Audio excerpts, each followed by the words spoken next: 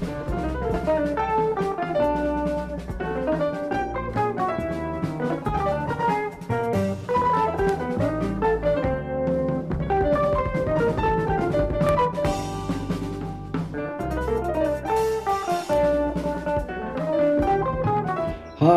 this is Jeffrey McCabe here at Sophia Tremolos, higher in the Hollywood Hills, and I'm putting together a custom 292 with a 32 millimeter long Global Tuner Pro. For this model, we're using a black nickel or black chrome type base plate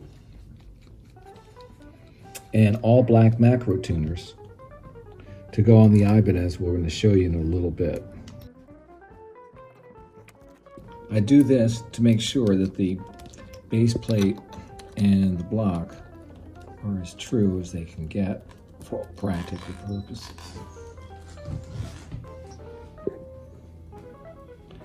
These are adjustment rings. If you take them out, the pre-tension gets stronger, and you can combine them for different ones if you want to fine-tune the response of the tremolo.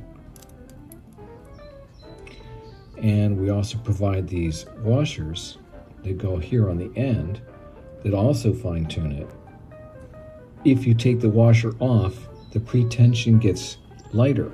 So anybody who's really wanting to get a flutter after reducing their springs, this was your next choice, to go in and take the little white washers out so that the tremolo is more likely to flutter. This is a truss rod wrench, 5/16, pretty classical size. You can open this up and put it back together anytime you want. Use a little bit of lubricant on this.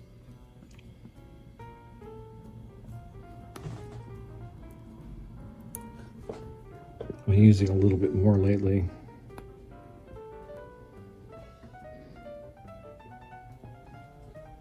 We still recommend tilting the tremolo forward, of course. I'm using it just to make it easier.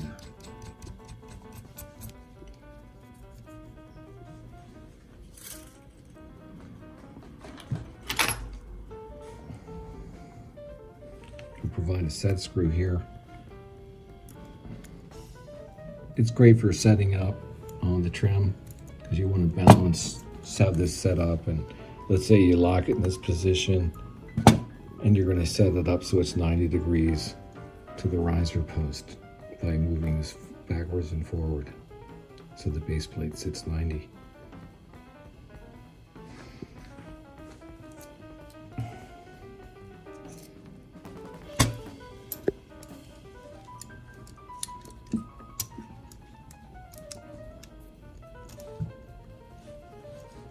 I happen to have a black nickel one that has the extra cutting here for multi-scale.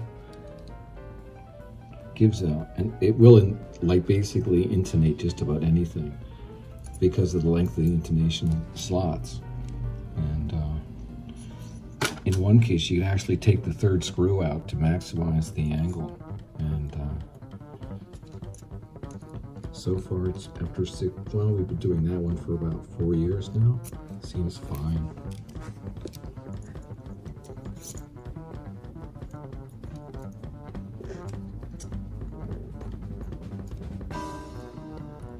It's always a little bit of discovery getting there. Someone wrote me the other day and wondered about the size of the opening the spring block has to pass through, and even though we use an intonation spacer, you could take it off and use a normal sized spring block like this. We have some of these with the Uno, and this can fit on and you still get all your intonation for a really small tremolo pocket you might have to deal with. So that turned out really good.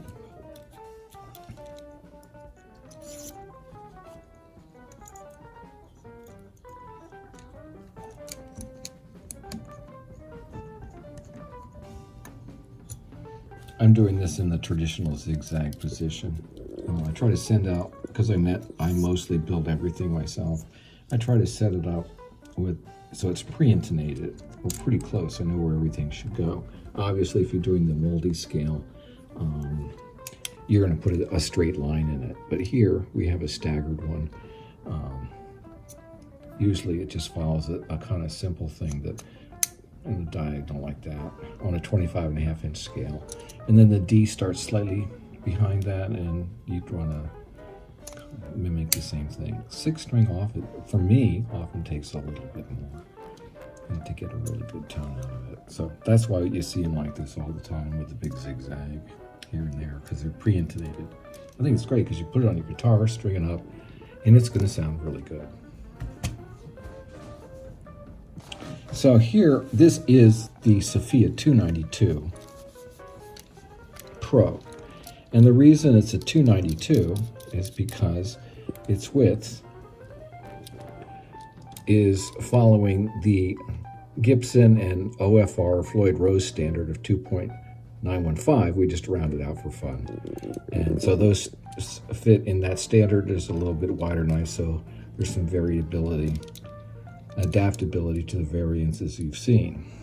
Here, each macro tuner has a hex locking screw right here, and then you have a hole here, and this is your intonation adjustment. You can unlock and slide it back and forth and relock it. Using the same screw here, you can lock the string, or moving it counterclockwise in the same way, unlock the string. We do caution you to make sure that you don't use this knob when the lock is all the way up. Otherwise, when you pull it, it'll jam up here and give you problems and be very tough and hard to use thereafter. Kind of not fun. So we recommend it, and I send them out locked so that you have to learn to unlock it, lock it. But like any other locking tremolo, you lock the string before you put tension on it. And it's as simple as that. And then you tune here. The macro tuners are interesting too because you can put the string through here, it comes out, and then you lock. If you have strings that are even larger, like 05 to 070, you can cut the ball end off and stick it through the nose about 3/8 of an inch, just so it comes under here, and lock it, and then tune up. So you can string these either way.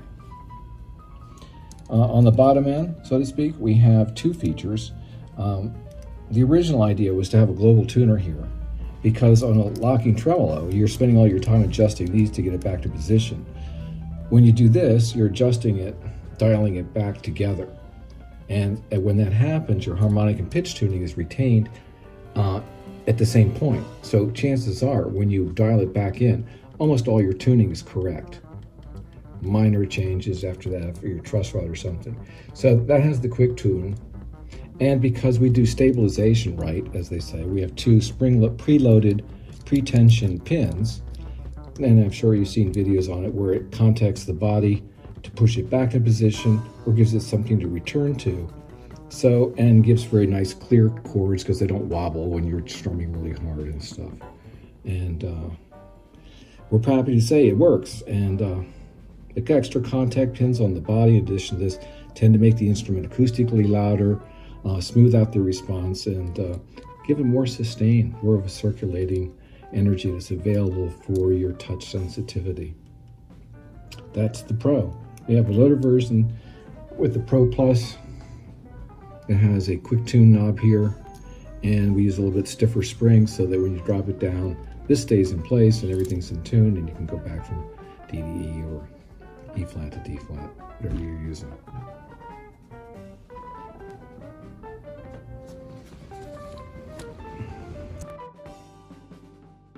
So I have a custom built Sophia 292 for this Ibanez JEM, and we chose the black nickel base plate that we have that seems to go similar, and black here matches these screws, and we'll put black riser posts in if these match. And so we're going to basically take this off, put this back in position, make sure it's all tuned up with the right positioning of the global tuner, lock it in, and string it up for you. See you in a minute.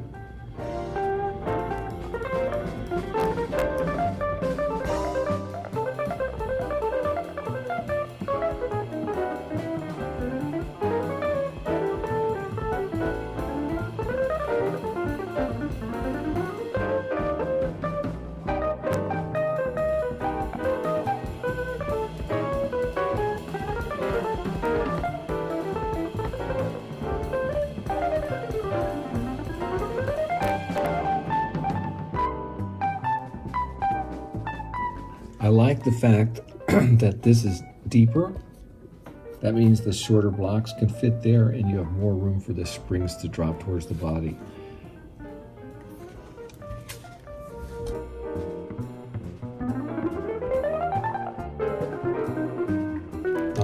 The knives on the Sophia are higher than on the Floyd Rose. The way the design is, see, I have these big thick wings. So see this distance higher? That's whatever that is, 20 or 30 thousandths, that the wing goes above the base, this baseline. So the tremolo riser posts have to be up about 20 or 30 thousandths. So I just gave that a quick adjustment.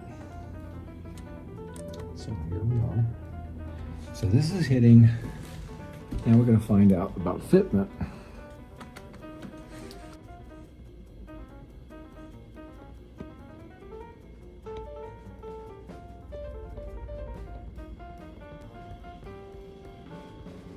That's perfect. Look. All right, isn't that perfect? Look at it. See, the base plate here is about perfect there. It's parallel. It's very nice. That's where you want it to be. Plenty of cutout room here. It's really great. So I have it set with about a 40 thousandths gap there, and that's really well within spec. It goes up to about 90 or 100. So this works really well. Nice setup. Strings, locks right now. And just remember that, you're not going to use the tuner knobs until they're locked down again. It's a small mechanism and it's just space that requires this type of attention to detail. But then again, they're musical instruments, and that's sometimes just what happens.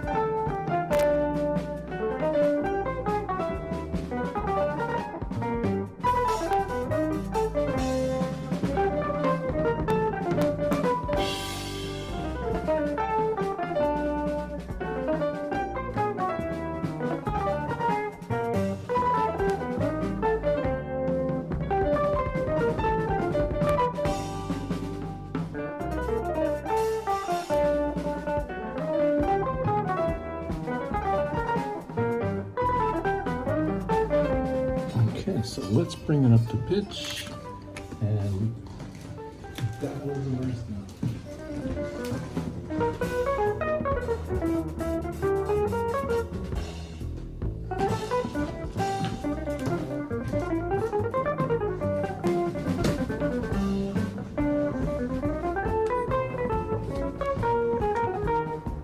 So what I'm doing now, just so you ever know, I'm hand fitting these things. This goes right when that just touches, I'm holding it there. And that's where the pitches should be when it's there. So I tune the guitar. It's much faster for a Fulcrum tremolo if you do it this way anyway. But you don't normally have that resistance there as a guide. You know what I mean? Because it's there. It tells you exactly where the bridge is supposed to be. So you can gently put your hand there. And in. And so that's being correct.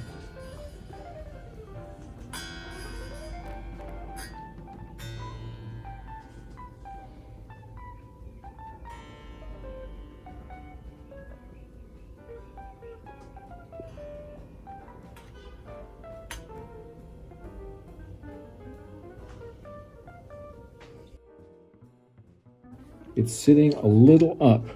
It should sit down about there. So to finish this setup, I'm now going to unlock this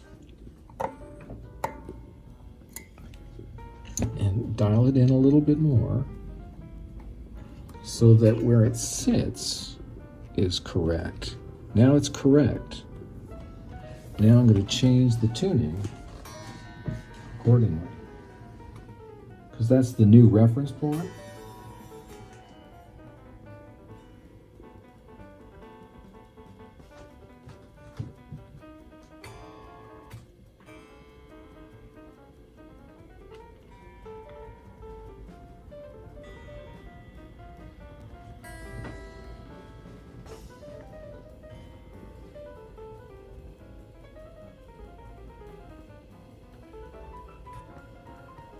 So look, so now it's essentially parallel the body.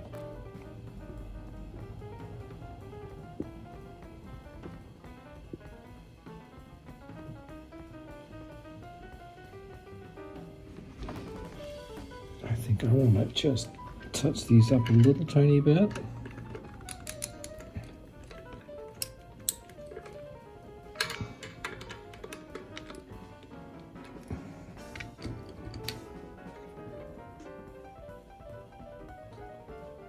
That clunk sound, that's where it's there. That's top dead center. So we have a little bit of space there, and I'm going to put in a pad.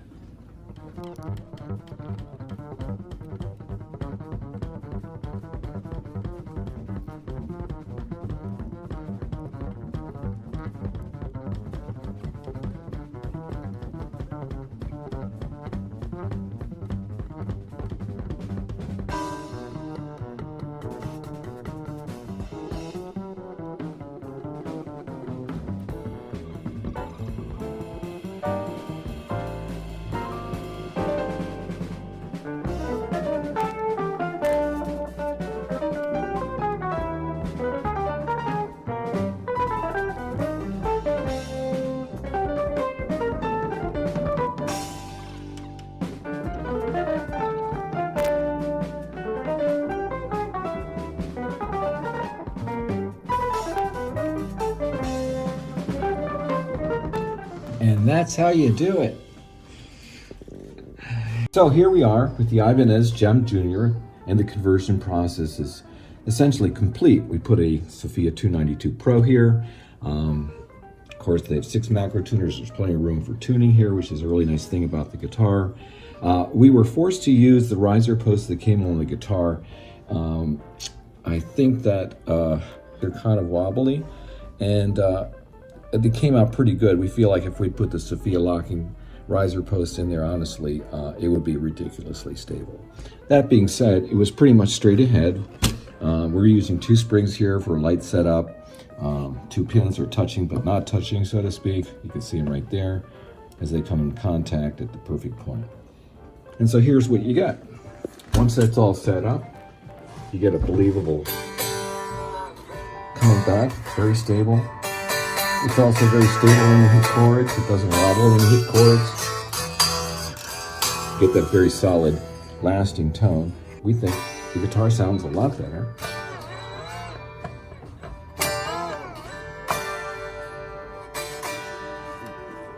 Thank you so much for tuning in. It's always a pleasure to show you what we're doing here at Sophia. Thanks again.